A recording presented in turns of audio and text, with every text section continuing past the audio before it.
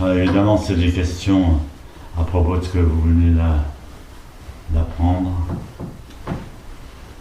à propos du zazen, et de la posture, de la respiration, ou même de la relation entre le zazen et la vie quotidienne.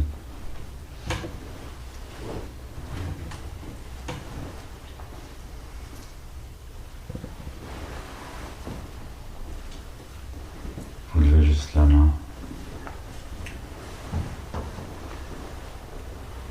Oui. Je peux te la poser là ou tu veux me là? Ici, c'est mieux. Tu pourrais nous éclaircir sur le... Tu avais dit qu'il y avait un espace à en haut et en bas de la respiration, qu'il y avait deux cœurs à trouver, un truc dans ce style-là. Quand la respiration elle est circulaire et qu'on peut faire une apnée naturellement. J'étais bourré, non? Non, non, pas du tout. Même pas, je crois pas. Tu disais que quand la respiration... Non, il y a deux points importants. Mais ça fait appel à mes souvenirs de mon école de médecine chinoise. Et comme j'ai plus beaucoup de mémoire, c'est un peu difficile. Mais il y a plusieurs méridiens. Il y a des méridiens tout au long des bras, du tronc, des jambes, du dos. Mais le méridien le plus important, c'est celui qui est autour de la colonne vertébrale et de la tête. Et donc, et parmi ces méridiens, il y en a un qui s'appelle le Strong Mai, vous voyez mon super mémoire, et qui passe du sommet du crâne où il y a la fontanelle, cette fontanelle qui s'ouvre chez les bébés, elle est plus ou moins ouverte.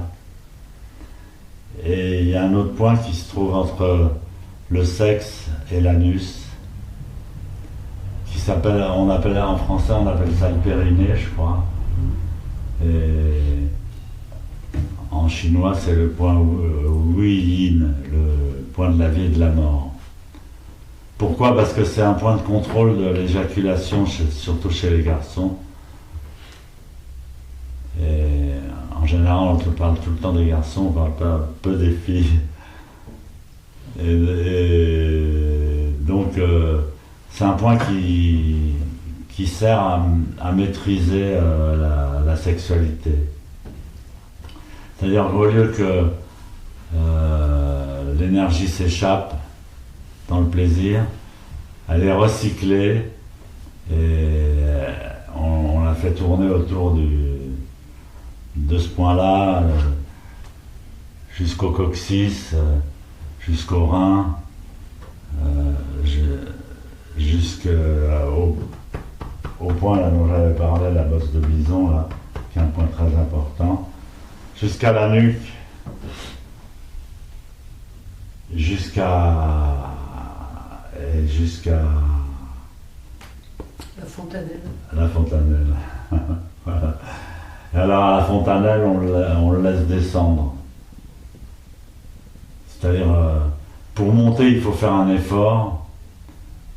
Pour descendre, on laisse descendre naturellement. Donc c'est un exercice. J'ai eu un professeur de Tao et il faisait faire cet exercice à son fils dès le plus jeune âge. C'est un exercice qu'on peut faire pour la santé. Et donc en zazen, c'est important parce qu'il y a le fondement de l'assise se passe sur ce point, sur le périnée, et la conscience sur le 7e chakra. Voilà. J'ai une question sur Kinine, parce que moi j'ai pas une respiration très, très ample pour l'expiration. Donc pour avancer lentement, hein, est-ce que je peux faire 2 expirations? Comment ça se passe? C'est-à-dire, oui. voilà, si je veux pas trop forcer. Oui. Comment peut le faire. faire pour que ça soit souple? On peut le faire, faut pas faire le côté extrême, ce qui consiste à passer 3 ou 4 respirations sans bouger. Mais disons on peut le gérer au niveau justement de l'énergie plus ou moins haute, parce que on sent l'énergie. Et quand on expire,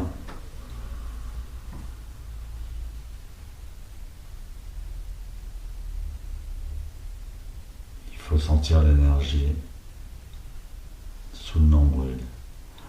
Moi c'est pareil, je suis un peu malade, j'ai plus une grande expiration. Et donc quand on fait Kinine, la marche, quelqu'un qui serait essoufflé, il ferait. Alors donc elle explique que si on pouvait faire 2 expirations sur le même pas, alors on envisage au niveau de l'énergie, c'est-à-dire quand l'énergie est en bas, on prend l'inspiration, on fait un nouveau pas et on expire. Et on peut expirer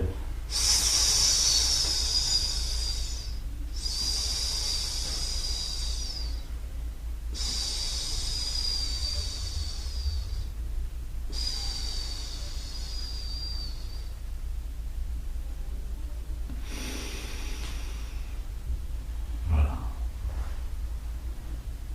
Et puis on peut expirer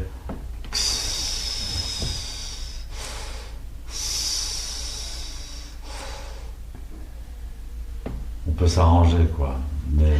Mais l'idéal c'est de faire une expiration sur un pas et de s'entraîner à maîtriser justement son souffle pour pas qu'il soit trop rapide. Voilà. D'autres questions?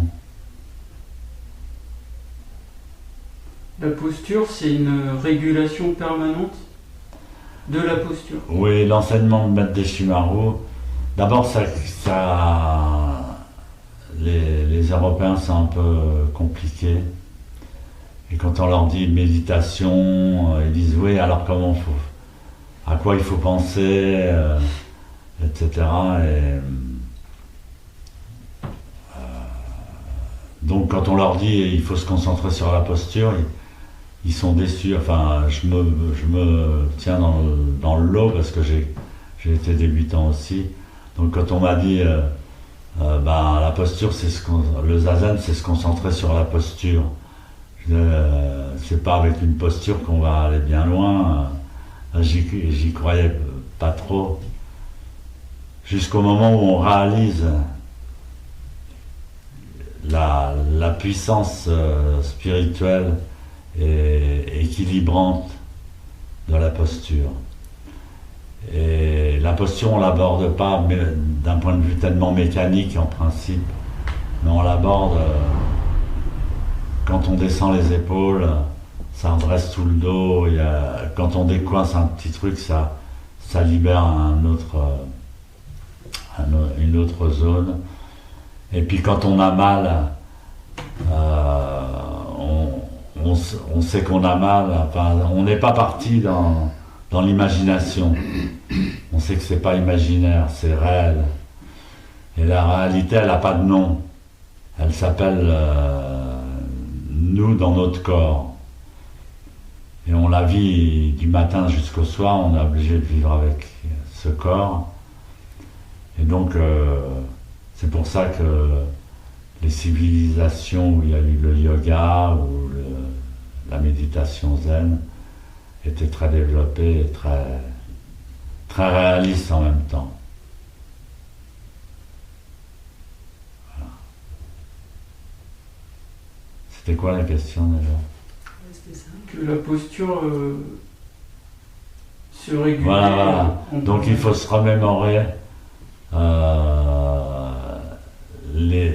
comme des mantras, les épaules sur un même plan que les oreilles. Par exemple, c'est un truc qui me revient. C'est des images. C'est comme une prière. Je vous salue Marie pleine de grâce.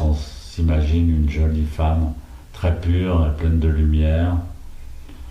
Et là, eh ben, les oreilles sont sur le même plan que les épaules, le nez est sur une même ligne que le nombril. C'est la même chose, ça nous met une image dans le subconscient et petit à petit on l'intègre physiquement. C'est très délicat le zen. Moi maintenant, après ma carrière, je vois beaucoup les erreurs que j'ai faites. Et l'étude du zen, du zazen, c'est très délicat. Et alors il y a deux aspects où on s'attache trop à la forme. Et alors on devient formaliste et on passe à côté. Ou alors on s'attache pas assez à la forme. On dit ah c'est pas important, c'est pas important, c'est pas important. Et on risque de perdre un détail libérateur. Je dis ça surtout pour les anciens. Donc c'est un très bel enseignement complet et qui a été éprouvé, transmis. Il a été transmis de maître à disciple. La transmission, c'est de pratiquer côte à côte pendant 10 ans, 20 ans, pendant un certain temps, et recevoir l'enseignement qu'on a reçu de son maître. Et l'enseignement qu'on a reçu de son maître, bah, c'est le menton, rentrer le menton, les épaules, les oreilles, le nez, le nombril,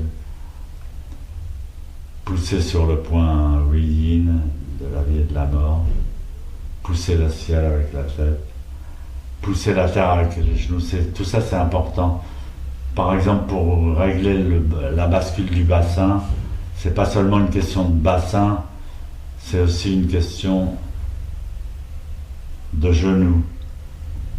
C'est très important de pousser fortement le sol avec les genoux. Et donc on a un trépied genou, périnée. Donc il y a deux genoux et un périnée, ça fait un trépied. Et sur ce trépied, on s'équilibre, on se règle. Une autre question?